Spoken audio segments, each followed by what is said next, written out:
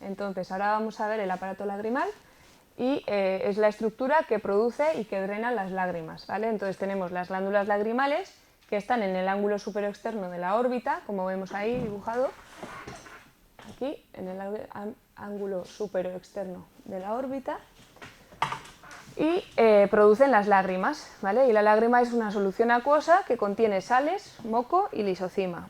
Entonces, luego con el movimiento del pestañeo lo que conseguimos es que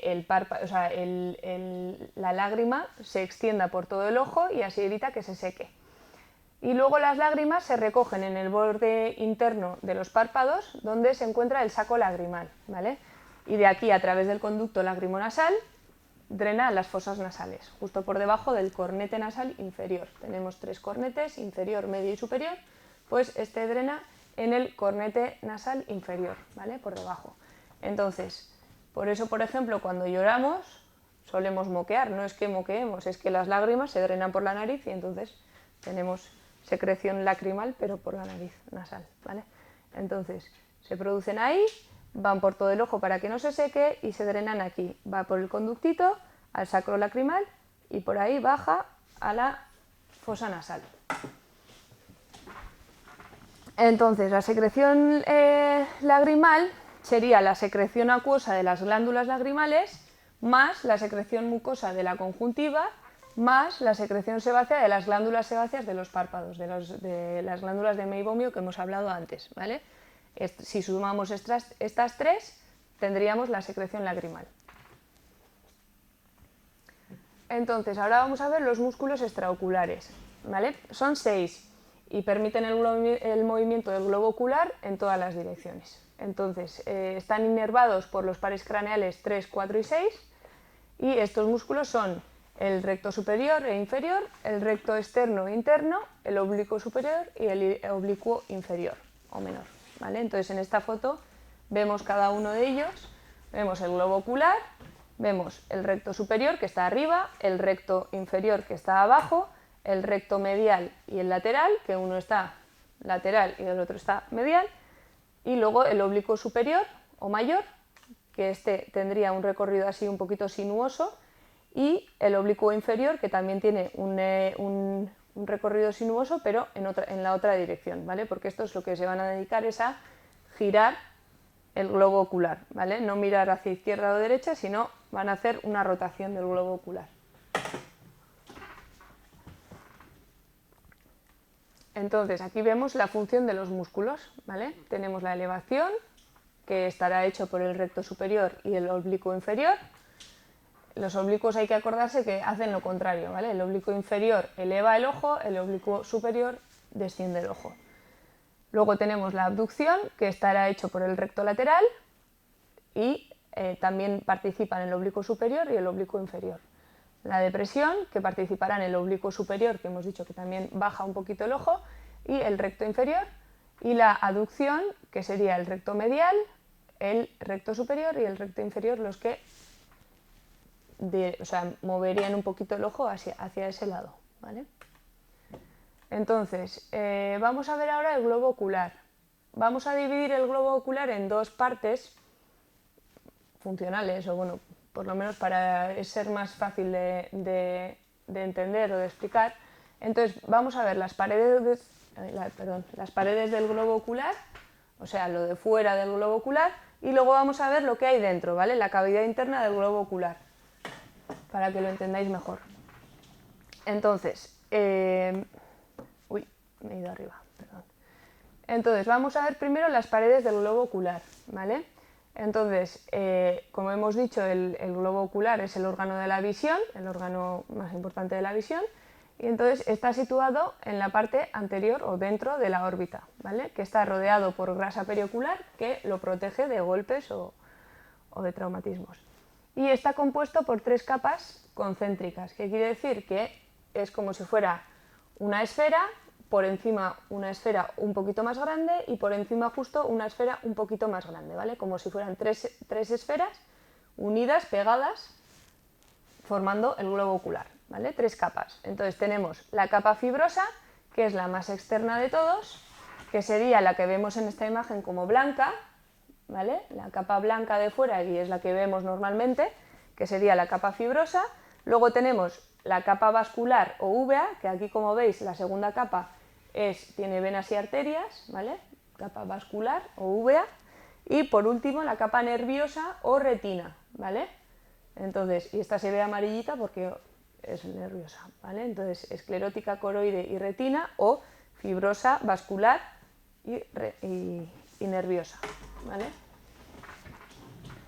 Entonces, vamos a empezar, bueno, aquí se ve mejor un poquito la imagen de las tres capas, ¿sí? Entonces vemos la capa de fuera, que es la blanca, y aquí vemos la esclera, que sería toda esta parte, hasta llegar a la córnea, ¿vale? La esclera se sigue con la córnea. Luego tenemos el coroides o la úvea, que es la capa que hemos dicho que es vascular, que también da todo el giro hasta llegar aquí, al cuerpo ciliar, y luego se sigue con el cristalino y el iris, ¿vale? Y por último tenemos la capa interna o nerviosa, que sería la retina, que esta no cubre todo el círculo del globo ocular, ¿vale? Se queda aquí. Entonces ahora vamos a explicar una por una cada una de ellas. Entonces empezamos por la capa fibrosa. Como hemos dicho, es la más externa de las tres. Está formada por tejido conectivo denso y avascular, ¿vale? Y consta de dos regiones, la esclerótica, que es la posterior, y la córnea, que es la anterior. Como hemos dicho antes, la conjuntiva, que es lo que tapaba la esclera, era una capa muy vascular, ¿sí? Entonces es la que va a hacer que a la esclera le lleguen los alimentos, ¿vale? Le llegue la sangre. Entonces, la esclera es avascular, como hemos dicho, y entonces tiene dos partes, hemos dicho. La esclerótica, que es la parte posterior, y forma las 5/6 partes posteriores del ojo, es de color blanco, opaco, y se sitúa su parte posterior, o sea, se une por su parte posterior con la dura madre, ¿vale? Y cubre el nervio óptico, la dura madre. Entonces, es la capa más fuerte y la protectora, ¿vale? Y representa el esqueleto del ojo.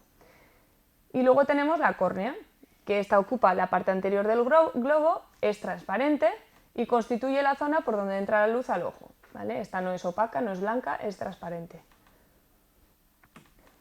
Entonces, pues la misma imagen de antes que ya hemos explicado, ¿no?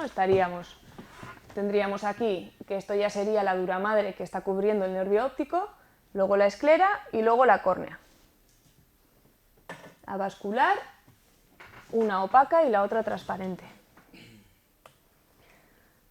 Entonces, ahora vamos a ver la capa vascular o úvea, ¿vale? Es la capa intermedia, que es vascular y pigmentada. Entonces, está formada por tres regiones diferentes, que es la coroides, el cuerpo ciliar y el iris, ¿vale? Desde atrás, adelante, coroides, cuerpo ciliar e iris. Entonces, la coroides cubre las 5/6 partes posteriores de la úvea y están entre la esclerótica y la retina, ¿vale? Entonces, la función de esta capa será la nutrición de las demás estructuras del globo ocular, ¿vale? Tanto de la retina como de la esclera. Contiene pigmentos, que son melanocitos, que lo que hacen es absorben la luz que entra dentro del globo ocular para que esa luz no se disperse demasiado, ¿vale? Para que se quede en el globo. Entonces, tenemos luego el cuerpo ciliar, que esta está por la parte anterior de la coroides, o sea, después de la coroides tenemos el cuerpo ciliar, y es un engrosamiento circular que va a coger todo el círculo o toda la periferia del cristalino, y aquí se une el cristalino con unos ligamentos, ¿vale? Entonces, lo que hace este cuerpo ciliar es sintetizar humor acuoso, ¿vale? Que luego más adelante explicaremos qué es el humor acuoso. Entonces, como hemos dicho, el músculo ciliar es una banda circular de músculo liso que modifica el tamaño del cristalino, ¿vale? Lo que hace es abombar o estirar el cristalino para que éste pueda hacer más o menos refracción, ¿vale? Es una lente, es como si cogiéramos una lentilla y la abombáramos o la estiráramos, y entonces podríamos cambiar sus dioptrías, que digamos, ¿vale? Y luego está el iris, que está por delante del cuerpo ciliar y es, bueno, el cuerpo ciliar se afina, se adelgaza y forma el iris. Entonces, el iris tiene un agujero central que es la pupila, ¿vale? Entonces, el iris contiene pigmentos que protegen el paso de la luz. El color de los ojos depende de la distribución de estos pigmentos, ¿vale? Antes todos los ojos eran marrones hasta que apareció una mutación y eso hizo que empezaran los ojos azules, que luego pues, fueron muy atractivos y entonces se extendieron. Pero la normalidad sería tener ojos marrones, ya que el color oscuro del ojo protege mucho más de la luz que el color claro, ¿vale? Entonces protege el ojo del sol. Por eso a las personas que tienen los ojos muy claros, en verano pues les molesta mucho más el sol, ¿vale? Porque les entra más luz. Entonces, el iris contiene dos músculos. El músculo constrictor de la pupila, que es circular, y lo inerva el parasimpático, ¿vale? Y luego está el músculo dilatador de la pupila, que es radial, y lo inerva el simpático. Para que os acordéis, el simpático os abre la puerta y el no simpático os la cierra. Entonces, miosis o pupila pequeña, parasimpático, midriasis, pupila grande, puerta abierta, simpático, ¿vale? Entonces, modifica la medida de la pupila para regular